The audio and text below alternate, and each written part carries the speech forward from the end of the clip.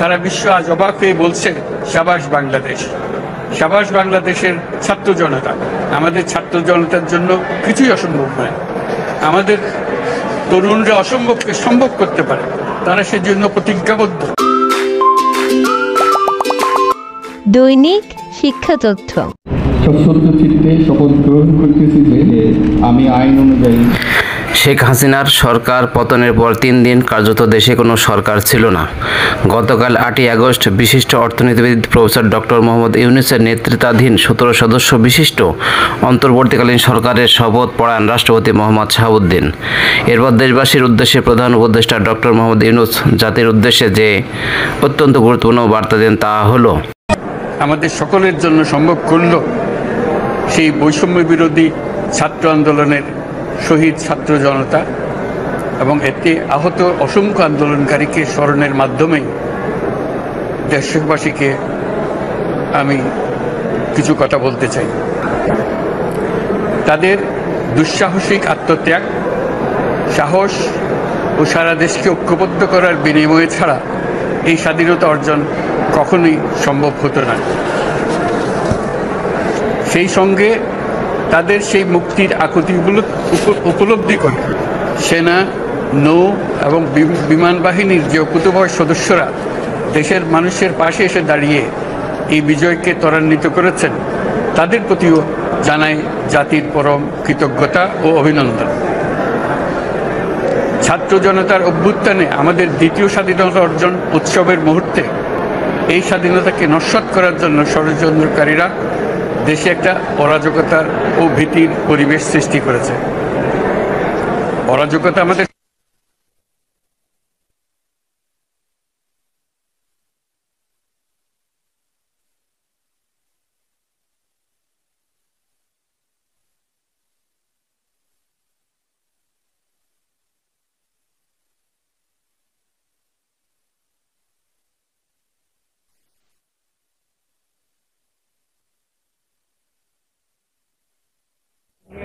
স্বাধীনতার এই মিলন মেলা বাদ যাবে না। যারা আমাদের শান্তি শৃঙ্খলা রক্ষাকারী প্রতিষ্ঠানগুলো, নৌ, সেনা, বিমান বাহিনী, বর্ডার গার্ড, গ্রাম প্রতিরক্ষা, কোস্ট গার্ড, কেউ বাদ যাবে না। অন্য সবার মধ্যে তাদের প্রত্যেক সদস্য আজ উপরওয়ালার আইন জবরদস্তিমূলক থেকে কারোর জন্য এটা বিন্দু মাত্র ব্যাহত হলে আমাদের আজকের উৎসব ম্লান হয়ে যাবে। প্রচণ্ড নিষ্ঠুর পতিত স্বৈরাচারী সরকার এসব প্রতিষ্ঠানকে দিয়ে ক্ষমতা কুক্ষিগত করে রেখেছিল। আমরা তার এই প্রচেষ্টা ব্যর্থ করে প্রতিষ্ঠানগুলোর হারানো গৌরব ফিরিয়ে আনব। এই ঘৃণ্য চেষ্টায় ব্যবহৃত হয়ে যারা অপরাধ সংগঠিত করেছে তাদেরকে আইনানুগ বিচারের মাধ্যমে শীঘ্রই উপযুক্ত শাস্তি দেওয়া হবে। একই কথা দেশের সকল মন্ত্রণালয়, সংস্থা, শিক্ষা প্রতিষ্ঠান, নানা কর্মক্ষেত্রের জন্য প্রযোজ্য। সর্বত্র অপরাধের বিচার হবে। আজ প্রত্যেকটি প্রতিষ্ঠান ও তার সদস্যরা নিজ নিজ কর্তব্য পালন করার মাধ্যমে দ্বিতীয় স্বাধীনতাকে উপভোগ করবেন, দেশকে গৌরবের শীর্ষে নিয়ে যাবেন এবং দেশবাসীকে এবং জগৎবাসীকে উপভোগ করার সুযোগ করে দেবেন। আমি জাতির পক্ষ থেকে প্রত্যেকের নির্ভয়ে আনন্দ চিত্তে নিজ নিজ কর্মস্থলে নিজ নিজ সামর্থ্য নিয়ে এগিয়ে আসতে অনুরোধ করছি।